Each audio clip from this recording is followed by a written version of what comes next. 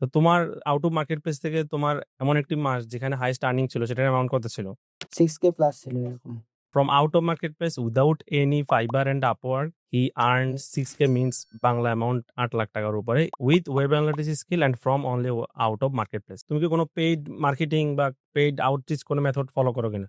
না, আমি এখনো কোনো ইউজ করি নাই। দেখেন, মানে শুধু অনলি অর্গানিক মেথড ফলো করে মান্থলি 6K পর্যন্ত আর্ন করা possible from out of marketplace client. $1500 search করেছি শুধু বেসিক পিক্সেল কনভার্সন এপিআই করে দিয়ে। এভারেজ এখন যদি বলি 300 নিচে কোনো কাজ নাই। যেটাই হোক মানে মাশাআল্লাহ। 300 ইউএস।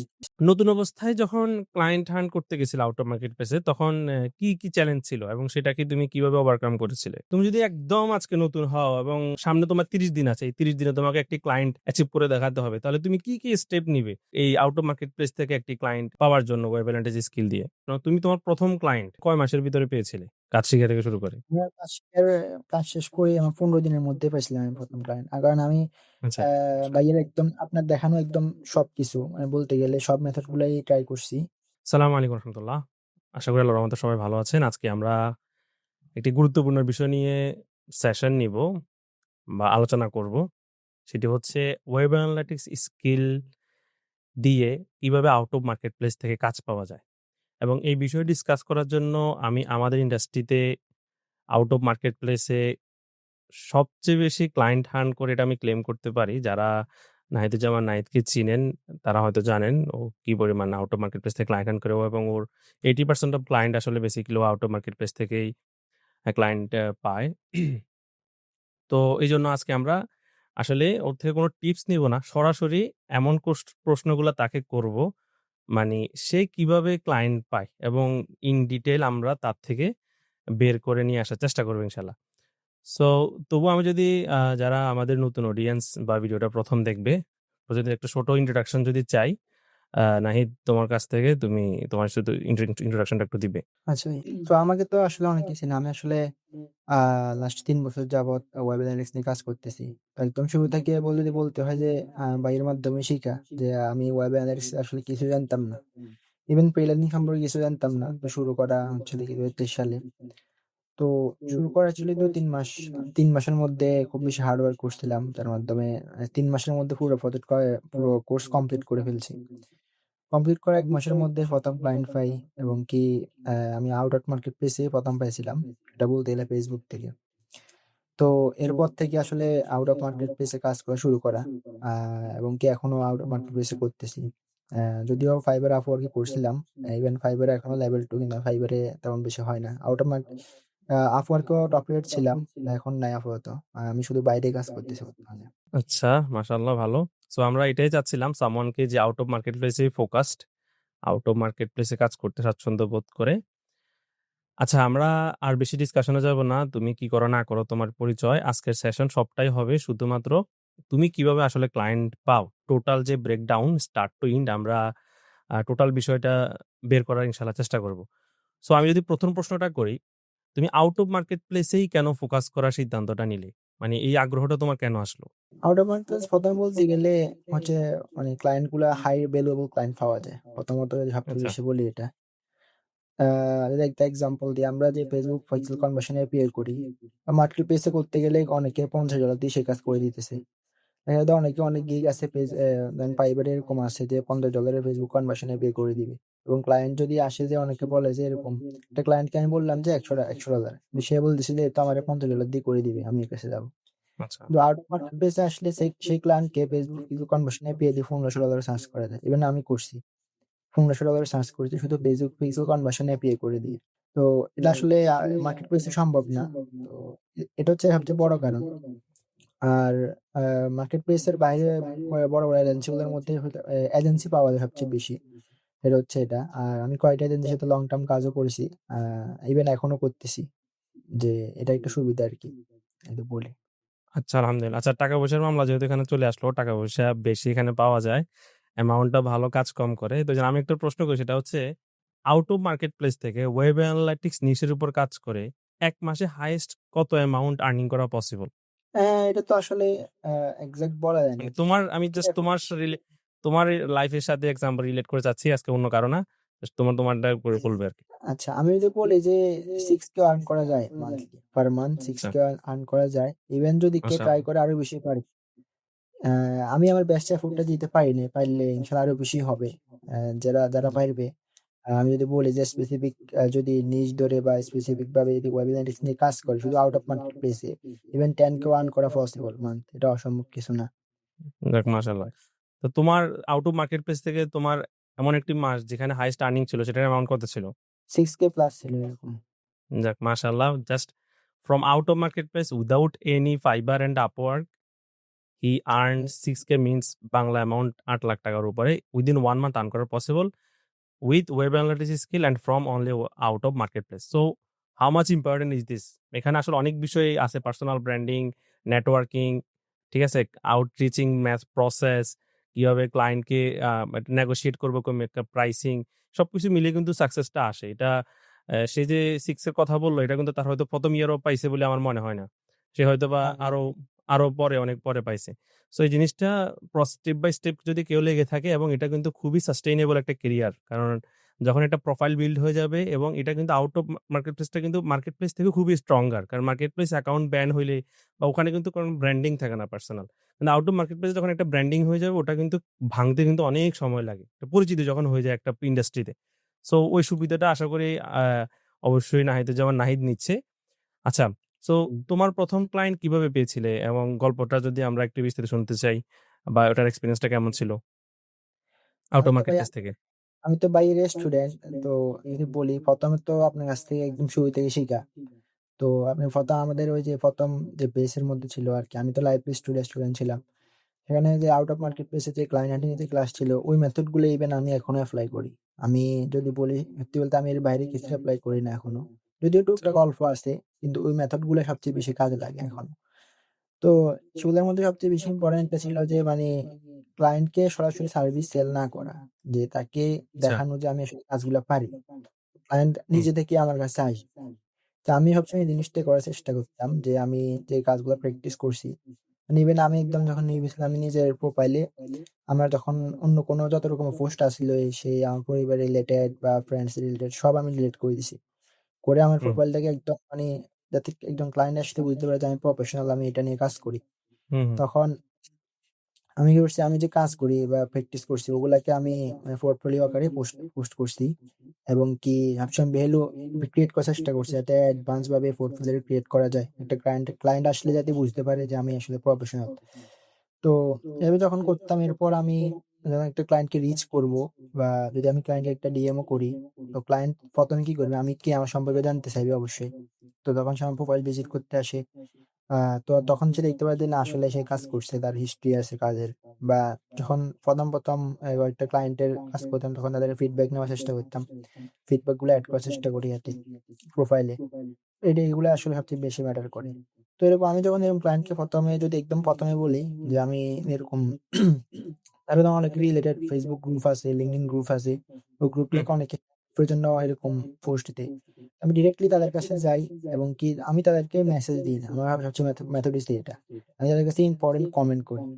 তাদেরকে আমি বুঝিয়ে দিই যে আমি কাজটা পারি এবং কি কাজটা আমি আগে করেছি এরকম। তো তখন সে কি করে না, সে নিজে থেকে আমার কাছে আসে। এই মেথডটা সবচেয়ে বেশি আচ্ছা রিলেভেন্ট আমি একটা কনসেপ্টের কথা বলি। আ হুম। অনেকের মাথায় একটা জিনিস থাকে যে আমি Facebook পিক্সেল এর জন্য ক্লায়েন্ট খুঁজবো বা Google Analytics 4 এর জন্য ক্লায়েন্ট খুঁজবো, Google Ads এর জন্য ক্লায়েন্ট খুঁজবো।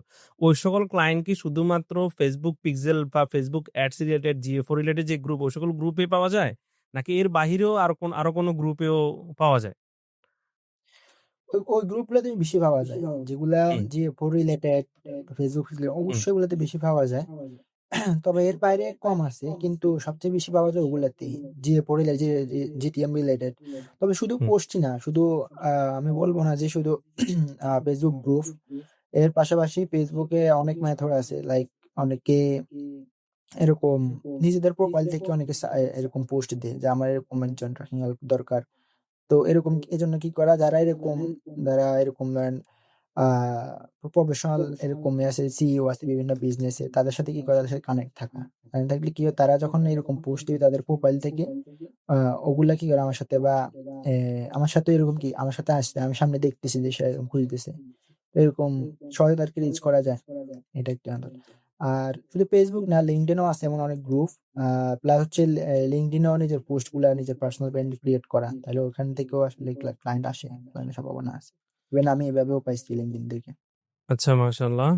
সো আমরা যদিও প্রশ্নটার উত্তর পেয়েছি, তবু আবার কই যে ক্লায়েন্ট পাওয়ার জন্য তুমি কোন চ্যানেল সবচেয়ে বেশি ব্যবহার করো বা করেছো, এবং কোনটা তোমার কাছে সবচেয়ে তোমার ক্ষেত্রে সবচেয়ে বেশি কাজ করেছে, যে চ্যানেলগুলো ইউজ করেছো, এবং কেন? আমার ক্ষেত্রে সবচেয়ে বেশি ১ম যদি বলি Facebook কাজ করছে, তারপরে LinkedIn। Facebook এর ক্ষেত্রে আবার ওই যে এ ভাইয়া দেখানো একটা মেথড, সেটা হচ্ছে যে কি বিভিন্ন যে পেজ গুলাকে সার্চ করা। Facebook অ্যাডস লাইব্রেরিতে যাইয়া এ বিভিন্ন ধরনের অ্যাড রিলেটেড যখন আমি সার্চ দিই বা টি-শার্ট লিখি বা বিভিন্ন আ নিশ লিখে যখন সার্চ দিব, পেজগুলো আমার কাছে আসবে। পেজগুলো আসলে পেজে তাদের সবই ইনফরমেশন থাকে, ওয়েবসাইট থাকে, ইমেইল থাকে, ফোন নাম্বার থাকে। এটা সবচেয়ে বেশি কাজে লাগে। ওইখান থেকে তাদেরকে রিচ করা যায় ইজিলি। তবে এর জন্য সবচেয়ে বড় শর্ত হচ্ছে আমার প্রোফাইলটা অপটিমাইজ থাকতে হবে। কারণ আমি যদি হুম, একটা ফেক প্রোফাইল থেকে বা একটা অপটিমাইজ প্রোফাইল না, এমন প্রোফাইল থেকে যদি আমি তাদেরকে রিচ করি, তাহলে তারা বলবে যে কি আমার কি? আমি তো যে কেউ ফেক ভাববে, স্ক্যামিং ভাববে। তো এজন্য আচ্ছা। আ সবচেয়ে প্রথমত কাজ হচ্ছে যে নিজের প্রোফাইলটাকে একটা মানে যে কেউ যখন দেখলেই বুঝতে পারে যে না এটা স্ক্যামার না। জিনিসটাতে ক্রিয়েট করা। আচ্ছা, একটা এরপরে গুড প্রোফাইল, একটা গুড Facebook বা LinkedIn প্রোফাইল, অপটিমাইজড প্রোফাইল বলতে তুমি কি বুঝাও বা কি বুঝাও? আমাদের সেখানে আমার যত ধরনের পোর্টফোলিও আছে আ বা ইভেন আমার বিভিন্ন ক্লায়েন্টের কাছে সবচেয়ে ১ম এ থাকতে হবে আমার প্রোফাইল পিকচারটা একদম ক্লিয়ার থাকতে হবে। আমি কি করি এটা কভার ফটো থাকতে হবে। এরপরে আমার যে কাজগুলো রিলেটেড এগুলো রিলেটেড পোস্ট থাকতে হবে এবং কি যদি বলি যে সেখানে যদি একটু মানে একটা রিয়াল ভাইব থাকে যে লাইক কমেন্ট থাকে তাহলে তো অবশ্যই এটা বুঝবে ক্লায়েন্টরা যে এটা রিয়াল প্রোফাইল। তো অনেকে আছে মানে কিছুই নাই একদম ফ্রেশ প্রোফাইল। একটা নতুন প্রোফাইল ক্রিয়েট করছি সেখান থেকে ক্লায়েন্টকে রিচ করতেছি। ক্লায়েন্ট বলতে এটা স্ক্যামের কিছু নাই। যে মানুষজন একে জানে না, চিনে না। হুম, এরকম হতে পারে। তো এটা সবচেয়ে বেশি কাজে লাগছে যে আমি বিভিন্ন নিশি সার্চ দিতাম অ্যাডস লাইব্রেরিতে যাই সেখানে আ বিশেষ করে টার্গেট করতাম ইউএসএ ক্লায়েন্টদেরকে। আ হুম, তো ইউএসএ ক্লায়েন্টদেরকে টার্গেট করার ইচ্ছা আছে। কারণ আছে। সেটা হচ্ছে যে সেম ক্লায়েন্ট অ্যাকচুয়ালি আমি যদি লাইক Facebook পিক্সেল সেটআপ করতেছি, ক্লায়েন্টটা আন আ সাপোজ অস্ট্রেলিয়ান আর কানাডার। আরেকটা ক্লায়েন্ট ধরেন ইউএসএ। কিন্তু ইউএসএ ক্লায়েন্ট হুম, থেকেই বেশি সার্চ করা যায়। সে আচ্ছা। ভাই ভালো জানে। এটা কিন্তু সে আসলে কাজ করে। এজন্য আমি সবচেয়ে বেশি টার্গেট করি ইউএসএ ক্লায়েন্টদেরকে। তো তাদেরকে Facebook থেকে ট্রাই করার চেষ্টা করি। এরপর রিচ করার চেষ্টা করি। কারণ হচ্ছে আ আমার Facebook প্রোফাইলটাও মোটামুটি অপটিমাইজড আছে। তো ক্লায়েন্টদের কাছে এটা ট্রাস্টেড মনে হয়। আমার যেটা মনে হয় আরকি।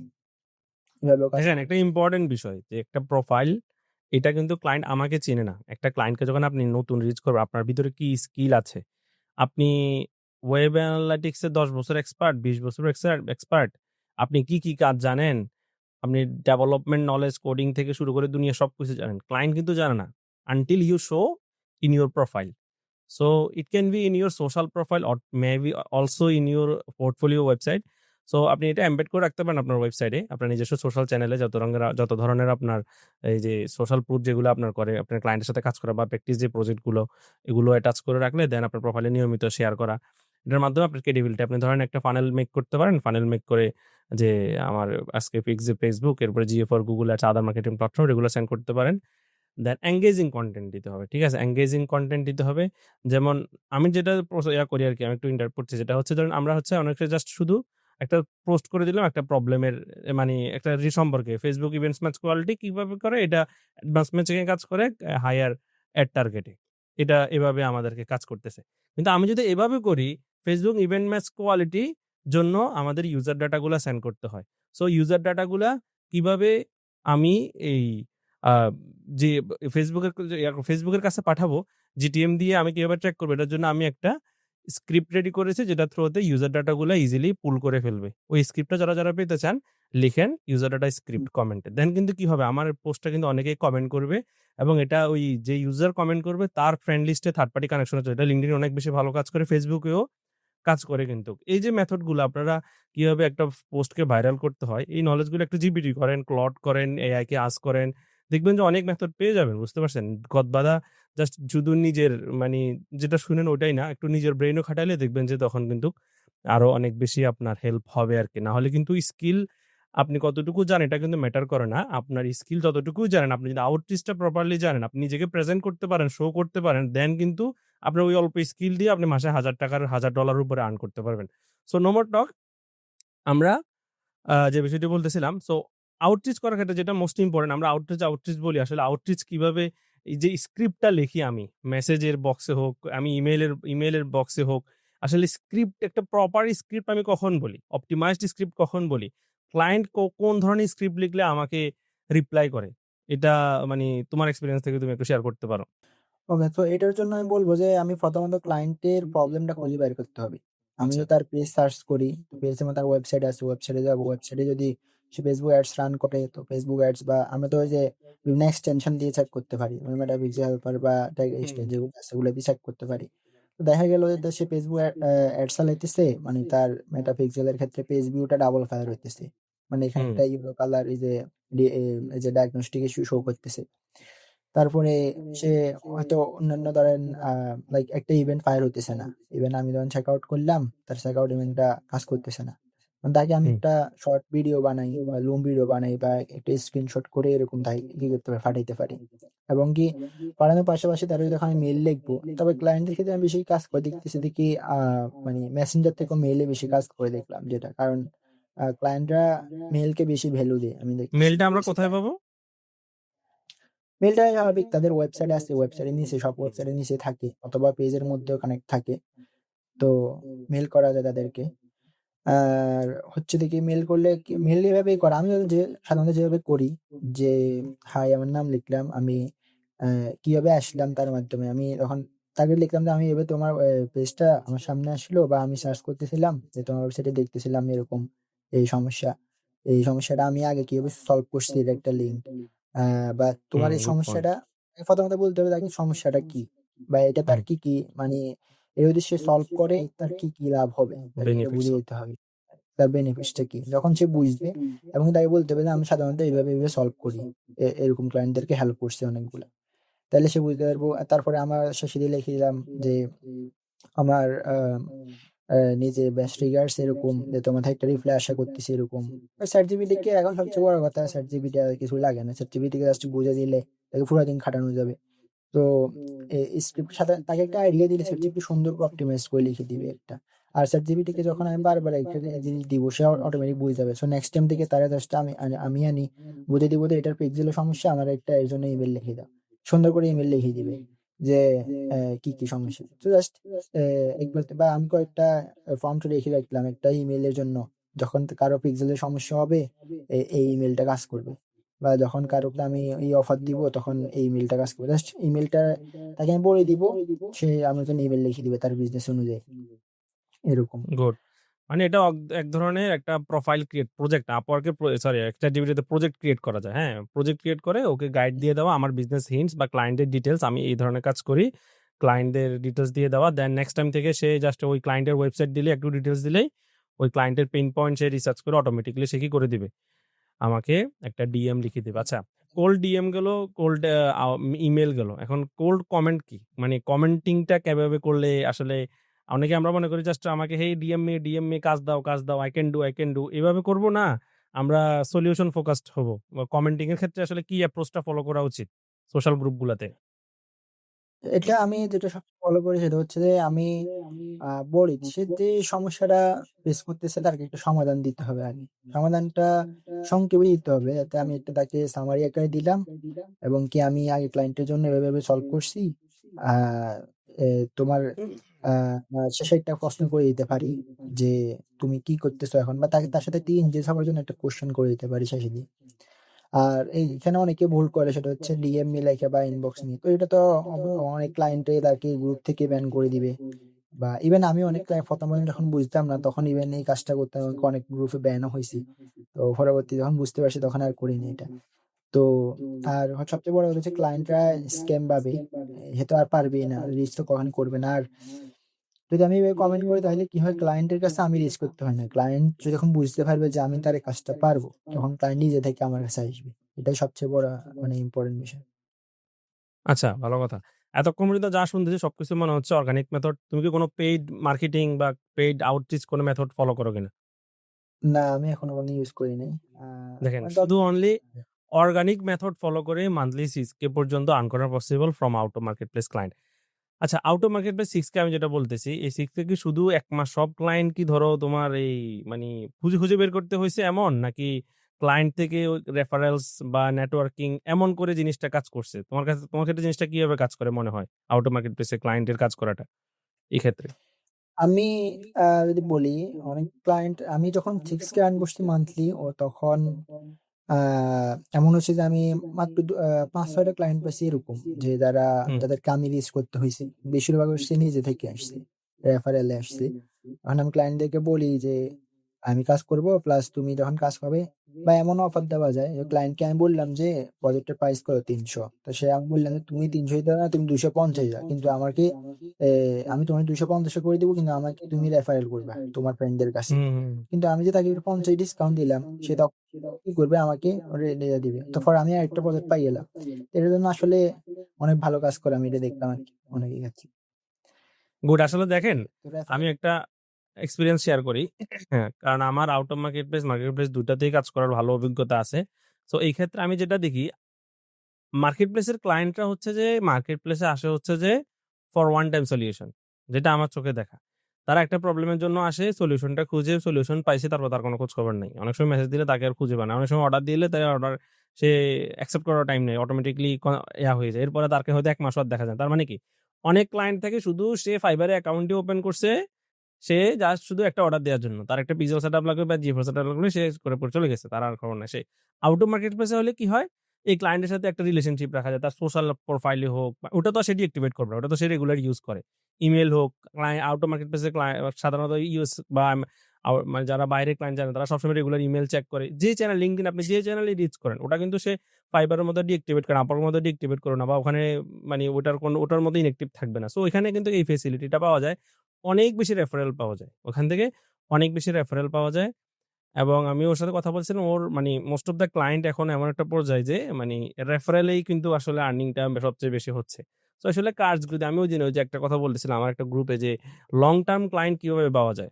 যে লং টার্ম ক্লায়েন্ট কিভাবে পাওয়া যায়? তখন আমি একটা পোস্ট লিখেছিলাম যে এজেন্সি ক্লায়েন্ট বা এড ক্লায়েন্ট, ফানেল ক্লায়েন্ট। কিন্তু সবার শেষে কিন্তু আমি একটা কথা বলেছি, লং টার্ম ক্লায়েন্ট পাওয়ার আমার নিজের পার্সোনাল অভিজ্ঞতা থেকে, এবং যারা ফ্রিল্যান্সার লং টার্ম ক্লায়েন্টের সাথে কাজ করতেছে, এবং যারা আপনারা অলরেডি লং টার্ম ক্লায়েন্টের সাথে কাজ করতেছেন, শুনতেছেন হয়তো পডকাস্টটা, তারা রিলেট করতে পারবেন। One of the most important rules হচ্ছে বা 70% কাজ হচ্ছে লং টার্ম কাজ করে যাওয়া। আপনি যখন লং টার্ম কনসিস্টেন্সি ধরে যখন আপনি কাজ করে যাবেন, দেখবেন যে আপনার এমন একটা ২-১ টা ক্লায়েন্ট চলে আসবে, সে আপনাকে রেফার করতেছে।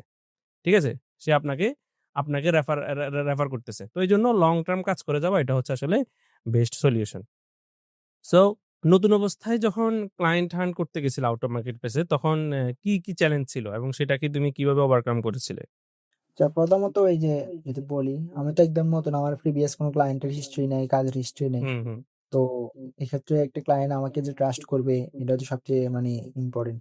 তো এজন্য আমি কি করছিলাম, ১ম এ যখন এই যে প্র্যাকটিসের জন্য যে কাজগুলো করছি, হোমওয়ার্ক, সেগুলাকে আমি আমার প্রোফাইলে আপলোড করতাম নিয়মিত। পাশাপাশি এটা ডক্স এ রাখার চেষ্টা করতাম। তো ডক্স এর কারণে একটা ক্লায়েন্ট আসলে আমি বলতাম যে এগুলো আমার প্রিভিয়াস কাজ। বা বলতাম না এটা যে আমার এটা ক্লায়েন্টের জন্য করছি, এটা বলা দরকার না। এটা আমার প্রিভিয়াস কাজের হিস্ট্রি, আমি প্রিভিয়াস ক্লায়েন্টকে কাজ। বলতে পারি। গুড হ্যাঁ, স্ট্র্যাটেজি। কাজের হিস্ট্রি। তো হইতে পারে এটা আমার হোমওয়ার্কের কাজ, হইতে পারে। তো আমি দেখাই এরকম। আর পাশাপাশি হচ্ছে অনেক ক্লায়েন্ট আছে এরকম যারা একদম নতুন। তাদেরকে কম ভ্যালু দিয়ে হলেও কাজ করায় একদম নতুন অবস্থায়। কাজ করে হুম, যাতে হুম। ক্লায়েন্ট থেকে এটা ফিডব্যাক নেওয়া যায়। ফিডব্যাক নিলে ফিডব্যাকটা যদি শেয়ার করি আমার প্রোফাইলে বা আমার ওয়েবসাইটে, যেখানে দাও, তবে এটা ক্লায়েন্টের কাছে ট্রাস্টেড হয় আরকি। আমি এগুলো ট্রাই আচ্ছা, গুড। করছিলাম। কাজ করছিলাম। ভালো, ভালো স্ট্র্যাটেজি। সো আমি যদি বলি যে নেগোশিয়েশন, এটা নিয়ে অনেকের প্রশ্ন থাকে ভাই, আসলে ক্লায়েন্টের সাথে কিভাবে নেগোশিয়েট করলে নিজের ভ্যালুটা রাখা যায়? কিভাবে কমিউনিকেট করলে? সো এই ক্ষেত্রে তুমি কি স্ট্র্যাটেজি এপ্লাই করো? নিজের ভ্যালুটা রাখা যায়, এবং তোমার এভারেজ অর্ডার প্রাইস কেমন বা হাইয়েস্ট অর্ডার ভ্যালু কেমন ছিল? Average order price and highest order value. Average এখন যদি বলি, ৩০০ র নিচে কোনো কাজ নাই। যেটাই হোক মানে মাশাআল্লাহ। 300 USD at least for Facebook or বেশি আমার ক্লায়েন্ট গুলো এখন এরকম যে Facebook পিক্সেল সেটআপ এর জন্য আসে, বা Google Ads কনভার্সন ট্র্যাকিং এর জন্য যখনই আসে। তো আমি এভারেজ একটা ভ্যালু দিয়ে দিই তাদেরকে। আর ক্লায়েন্টের কাছে দেখি ভ্যালু বাড়ানোর জন্য সবচেয়ে বেশি কাজ হয় কি, অনেক ক্লায়েন্ট আছে আমি ৩০০ বললে সে চলেও যাবে। তো তাই হুম, সে যে ধরনের তার ওয়েবসাইট আছে, তার ওয়েবসাইটটাকে ভিজিট করা। যে আমি আসলে বুঝতে চেষ্টা করি যে তার আসলে সে কি ধরনের বিজনেসম্যান বা সে কি ধরনের প্রোডাক্ট সেল করতেছে। তার মানে ইকোনমিক্যাল সিচুয়েশন আগে জানা। এরপর তাকে প্রাইসিংটা করলে সুবিধা। কারণ আমি এটা এপ্লাই করতে কিছুদিন আগেও একটা ক্লায়েন্টকে আমি শুধুমাত্র তার Facebook pixel Google Ads tracking ঠিক আছে। সে হচ্ছে দেখি শুধু enhanced কনভার্সন ট্র্যাকিংটা নাই তার। আমি তাকে তার প্রোফাইল অডিট করছি। অডিট করে দেখতেছি তার enhanced কনভার্সনটা অফ। সেই ইউজার ডাটাগুলা পাঠায় নাই ইয়ার কাছে, এই যে Google Ads এর কাছে। বলছে আমি হ্যাশ করে ইউজার ডাটাগুলা পাঠায় দিব। তাইলে এটা তোমার enhanced কনভার্সন 5% বাড়াবে। ওই যে একটা মেইল হুম, আসে না, এরকম মেইল Google হুম, Ads হুম, থেকে মেইল দেয় না যে enhanced কনভার্সন সেটআপ করলে 5% কনভার্সন বাড়ে। এটা তাকে হুম। দেখাচ্ছি সে অনেক হয়ে গেছে, এক্সাইটেড হয়ে গেছে যে আমি তো এর অনেকগুলো মিস করে ফেলছি, অনেক লিড মিস করে ফেলছি। তো এটা তাকে অফার করছিলাম এবং কি এটার জন্য 500 নিছি তার থেকে। শুধুমাত্র ইনহেন্স কনভার্সন তার অলরেডি ট্র্যাকিং সেটআপ আছে, তাই ইনহেন্স কনভার্সন সেটআপ করে এই আর কি এরকম। আমার কয়েকটা লার্নিং হয়েছে এখান থেকে আমি বলি। অনেকেই অনেক ওয়েবসাইট অডিট করে যে কনভার্সন ট্র্যাকিং সেটআপ দেখতেছেন ট্যাগ অ্যাসিস্ট্যান্টে বা পিক্সেল হেল্পারে। কিন্তু এর ব্যাকএন্ডে আরো অনেক বিষয় থাকতে পারে যেটি তার হয়তো সেটআপে নাই। আপনি তাকে যেমন এনএস কনভার্সন করলে কি বেনিফিটস? একটা ইউজারের অ্যাড কস্ট কমবে, কনভার্সন 5% বাড়বে। আপনি কি তাকে লুম করে সেন্ড করেন না। দেখবেন যে সে রিপ্লাই দিবে। আপনি যখন তাকে বুঝাবেন আমার থেকে সার্ভিস নিলে তোমার কনভার্সন বাড়বে 5%। সে চিন্তা করতেছে ওকে আমার মান্থলি সেলস কত? মান্থলি সেল হচ্ছে আমার 100K USD dollar. 1000K, 1000K এত বেশি না কিন্তু ওদের জন্য। ঠিক আছে? 1000K আমার ইউএস ডলার আমার যদি 5% বাড়ে আমার আরো এক্সট্রা 5000 আমার সেল বেড়ে যাবে। ঠিক আছে? আমার যদি ওখানে প্রফিট যদি আমার 30 থেকে 40% ও প্রফিট থাকে, তাহলে আমার প্রায় ২ থেকে $২,৫০০ ওই ১ মাসে আমার ইনকাম হইতেছে। তো এই ছেলেটা আমার থেকে আর কতই নিবে এই ইয়াটা? ২,০০০ ১,০০০ নাহলে ৫০০। যে আমি যখন তাকে ভ্যালুটা 5% মেজার করে দিতে পারছি, তোমার 5% প্রফিট হবে। তখন সে কিন্তু আমার অ্যামাউন্টটাকে ওভাবেই মেজার করবে তার বিজনেসের সাথে। আমি যখন ৫০০ বলবো, সে আর ২০০ বলার মতো ওই স্কোপটা থাকবে না। সো এইজন্য মেজার করে দেওয়া। যখন আমরা ক্লায়েন্টের সাথে কথা তুমি যদি প্রপার কনভার্সন ট্র্যাকিং করো, সার্ভার সাইড ট্র্যাকিং করো, ফার্স্ট পার্টি ডোমেইন ট্র্যাকিং করো, তোমার এড গুলা প্রপার ডাটা পাবে, অ্যাকুরেট ডাটা পাবে। আর ডিজিটাল এড প্ল্যাটফর্ম গুলা যখন প্রপার ডাটা পায়, তারা এড কস্ট কমিয়ে দেয়। যেহেতু প্রপার রিচ করতে পারে, এড কস্ট সেল ভালো হয়, এজন্য এড কস্ট কমে যায়। তো তোমার আপ টু 3x পর্যন্ত তোমার সেল বাড়বে। এই কথা যখন বলি তখন কিন্তু সে কি হয়? সে কিন্তু ক্যালকুলেট সাবকনসিয়াস মাইন্ডে কিন্তু তার ক্যালকুলেশন কিন্তু শুরু হয়ে যায়। ওকে আমার বিজনেসে এখন 10K সেলস যদি 3x হয় তাহলে up to 30K। Okay good. তাহলে তো আমার মনে হচ্ছে এর থেকে সার্ভিস নিলে আমার বেটার হবে। দেখেন আপনি ট্র্যাকিং সেটআপ করতেছেন, আপনি কিন্তু এখানে সেল এনে দিতে পারতেছেন। আপনি জাস্ট প্রপার জিনিসটা আপনি ডিবাগে দেখাইতে পারতেছেন রিয়েল টাইমে, সে কিন্তু হ্যাপি। এই ট্র্যাকিং এর সবচেয়ে বড় মজা হচ্ছে এটা। আপনি পুরা মাস এড রান করে যা আর্ন করতে পারবেন না, আপনি একটা ইন্টিগ্রেশন করে তার থেকেও বেশি আপনি নিতে পারবেন ক্লায়েন্ট থেকে। সো এইজন্য কমিউনিকেশনের ক্ষেত্রে আমি সবসময় একটা কথা বলি, প্রাইসিং কখনো কাজের ভিত্তিতে হয় না। দেখেন, আপনি হয়তোবা Google Ads ফুল কনভার্সন ট্রেন করে $50 নিছেন, $60 নিছেন, $80 নিছেন। আমিও নিছি অনেক। Fiverr এ কাজ করতে গেলে $60, $70 $80 অনেক কাজ করা লাগে। ফুল Google Ads কনভার্সন ট্র্যাকিং করার।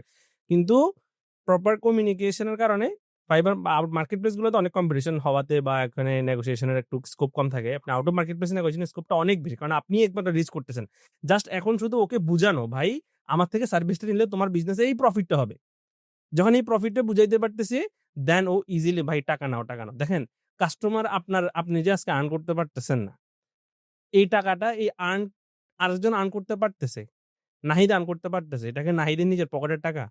না, এটা ক্লায়েন্টের পকেটে ছিল।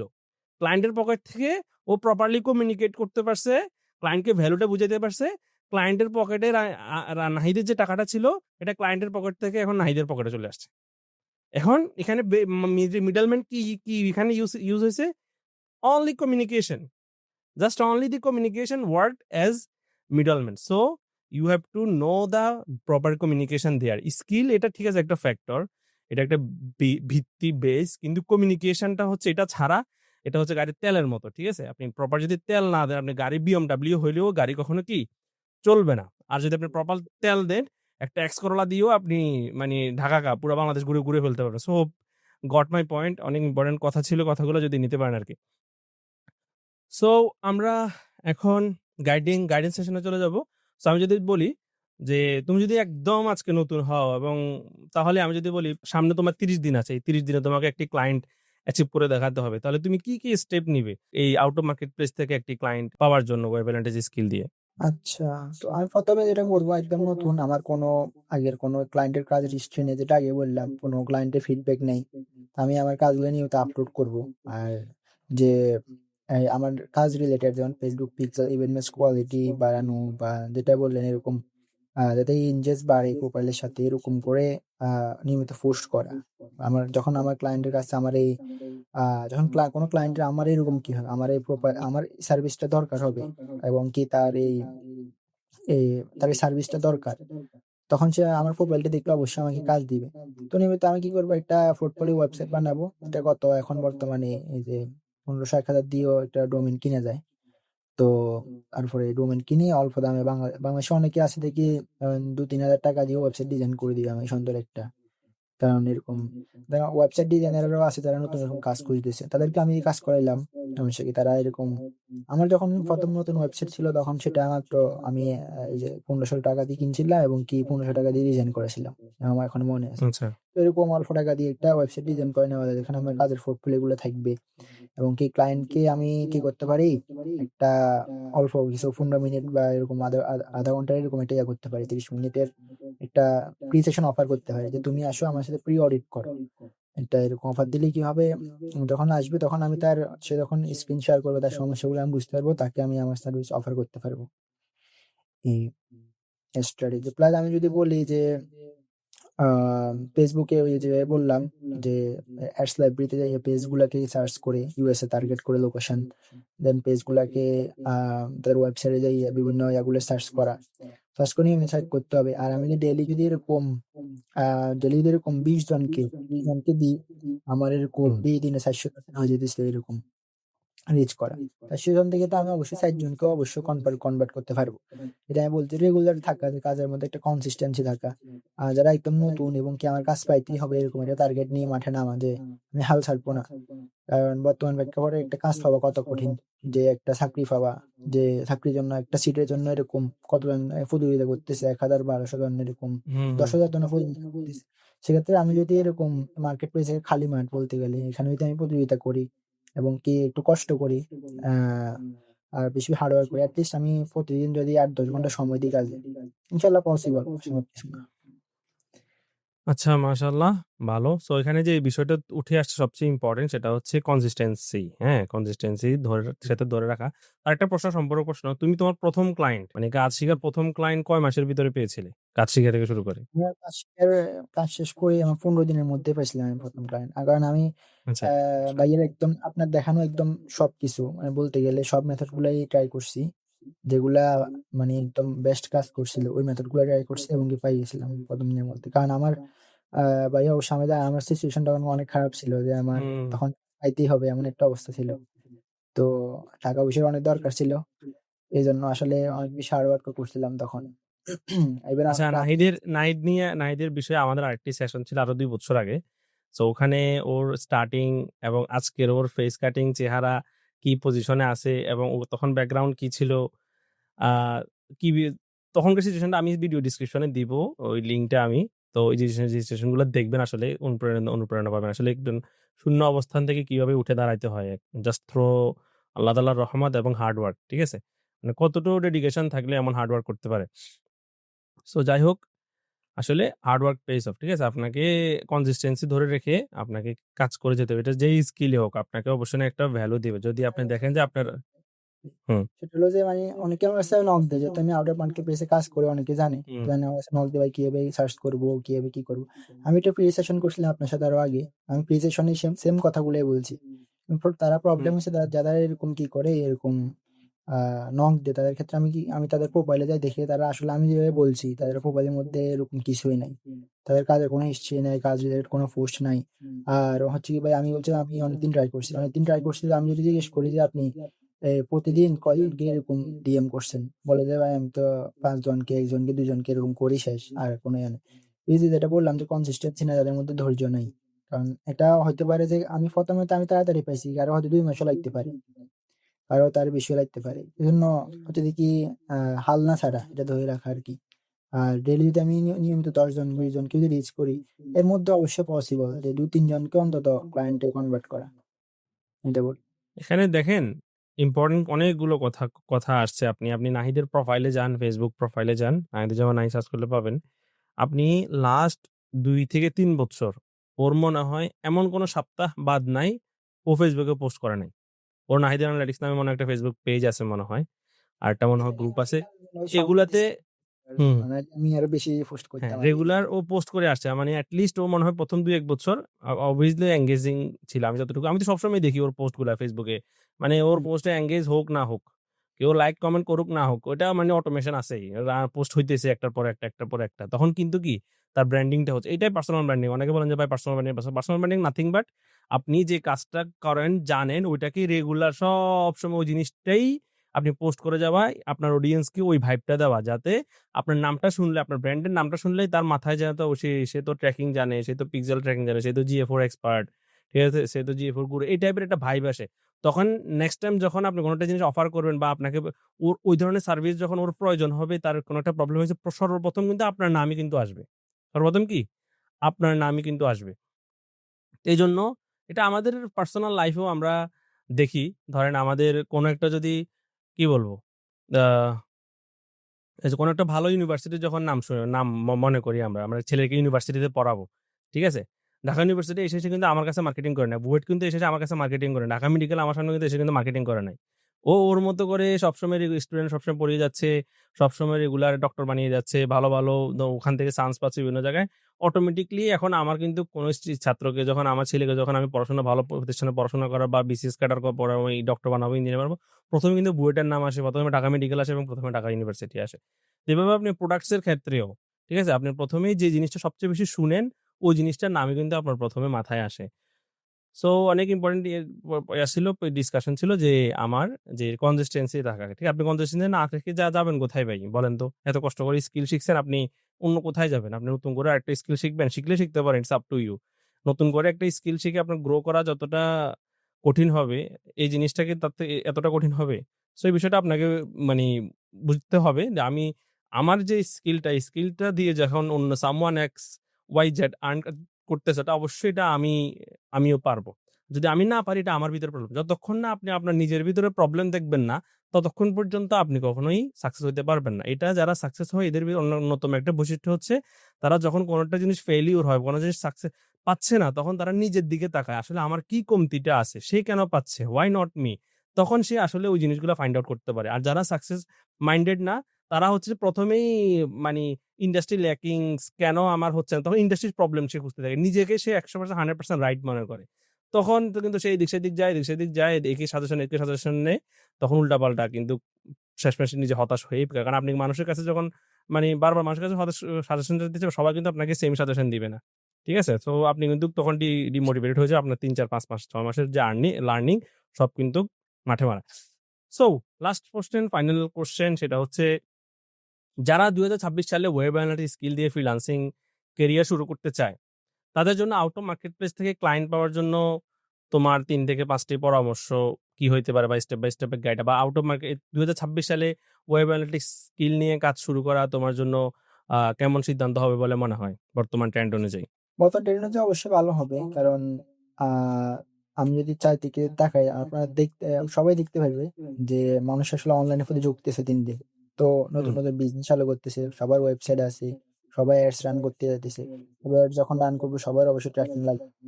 আর রাইট। ট্র্যাকিং এর চাহিদাও বাড়তেছে ইভেন আ তো এইজন্য অবশ্যই ভালো হবে। আমার সাজেশন হবে যে শুরু অবশ্যই করতে পারে। আম তো শুরু করলে প্রথমত আ ক্লায়েন্ট হান্ডিং এর কথাও বলবো যে সেটা হচ্ছে দেখি অবশ্যই আউট অফ মার্কেট প্লেসেই কাজ করা possible. Even out of market place থেকেও ভালো আর্নিং করা পসিবল। ওকে। তো এটার জন্য ১ম এ আমি বলব যে আমি আগেই বলে এসছি যে প্রথমত হুম, কাজ হুম, ওই করতে হবে। কাজ বিষয়গুলাই তো। শিখার পরে কাজের প্র্যাকটিস করা।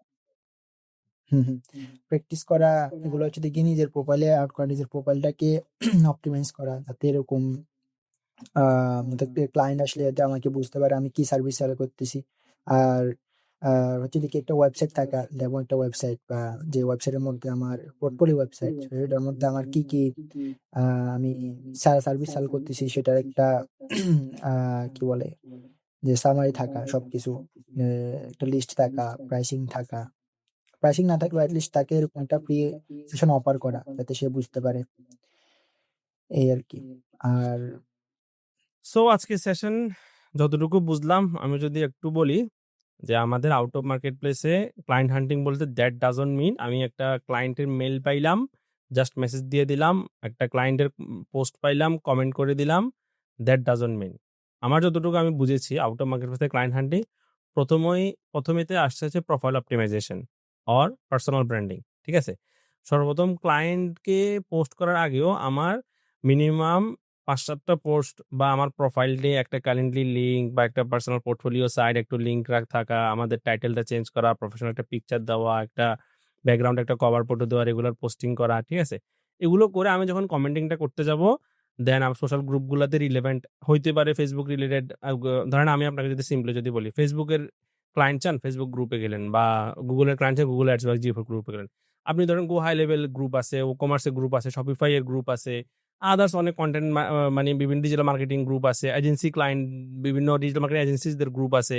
আপনি লিঙ্কডইনে যান বা ফেসবুকে যান, সব জায়গায় যাবেন, রিলেভেন্ট আপনার একটু চিন্তা করতে হবে আমি যে স্কিলগুলো জানি এগুলোর সাথে কানেক্টেড কোন ক্লায়েন্টরা কোন গ্রুপে থাকতে পারে, সলিউশনগুলো কোন জায়গায় পাইতে পারি। সো আপনি তাদের প্রোফাইল ভিজিট করলে, যারা নিয়মিত পোস্ট করতেছে, প্রবলেম শেয়ার করতে, তাদের প্রোফাইল ভিজিট করলে তাদের কন্ট্যাক্ট ডিটেলস, তাদেরকে ডিএম করা থেকে শুরু করে আপনি অনেক কিছু হিন্টস পেয়ে যাবেন, ওই অনুযায়ী তাদেরকে সোর্স করতে পারেন। ডেইলি আপনি ১০ জনকে যদি আপনি রিচ করেন, তাহলে আপনার মাসে হবে কয়টা? ৩০০ জন, এবং ৩০০ জন থেকে আপনার যদি 1% ও কনভার্সন রেট হয়, তাহলে আপনি ৩টা ক্লায়েন্ট হইলেও কি পাবেন? ৩টা ক্লায়েন্ট হইলেও পাবেন। Just within 1 month possible. ঠিক আছে? এবং ৩টা ক্লায়েন্ট যদি আপনাকে নকের রিপ্লাইও দেয়, এর থেকে আপনি একটা ক্লায়েন্ট যদি রিপ্লাই মেসেজ প্রপারলি যদি আপনি কমিউনিকেশন করতে পারেন, একটা ক্লায়েন্টও পান, তাও আপনি this is I think for the first month this is success. এবং আপনার ব্রেইন যখন ১ম ক্লায়েন্ট পেয়ে যাবে, সে কিন্তু এটাতে অভ্যস্ত হয়ে যাবে। সে নেক্সট কিন্তু ওই ক্লায়েন্টকে আবার পাইতে চাইবে, এবং সে ফুল ইফোর্টস দিয়ে কিন্তু সেম ভাবেই কাজটা, কারণ আপনার ১ম কাজ হচ্ছে আপনি একটা ক্লায়েন্টকে কিভাবে পাইতে হয় এই জিনিসটা শিখা। এখন নেক্সট টাইম থেকে ওই সেম অ্যাপ্রোচ দেখেন আপনি বারবার এপ্লাই করবেন, আপনার বারবার কাজ পাবেন। সো দ্যাট ইজ হোয়াট আসলে আমাদের সেশনটা ছিল। সব বুঝতে পারছেন, পার্সোনাল ব্র্যান্ডিং, আমার প্রোফাইল অপটিমাইজেশন, আমার ওয়েবসাইট অপটিমাইজেশন, দেন ওই অনুযায়ী আমি যে অর্গানিক মেথডগুলো আমরা আলোচনা করেছি। কারণ নতুন অবস্থা যারা শুরু করে তাদের হাতে টাকা পয়সা থাকে না, ওটার অর্গানিক পেইড টুল ইউজ করা আসলে ওটার জন্য একটু কস্টলি হয়ে যায়। কারণ তারা আসলে প্রথমে কিভাবে আর্নিং করতে চায় আমরা গাইডলাইনগুলো দেওয়ার চেষ্টা করেছি, যারা যে নতুনভাবে কিভাবে আসলে আউট অফ মার্কেট প্লেস থেকে গ্রো করে, ইভেন লঙ্গার পিরিয়ডেও আসলে আপনি যখন কাজ করতে থাকবেন, আপনার ব্র্যান্ড যখন স্ট্রং হয়ে যাবে, আপনার রেফারেল থেকেও মাসে $৫,000 থেকে $৭,000 পর্যন্ত আপনি আর্ন করতে পারবেন। এটা পসিবল। সো আশা করি সবাই বেনিফিটেড হয়েছেন আজকের সেশন থেকে। সো আপনার কমেন্ট জানাবেন আপনি কতটুকু বেনিফিটেড হয়েছেন সেশন থেকে, এবং সেশন সম্পর্কে আপনার মন্তব্য। সালাম আলাইকুম রহমতুল্লাহ।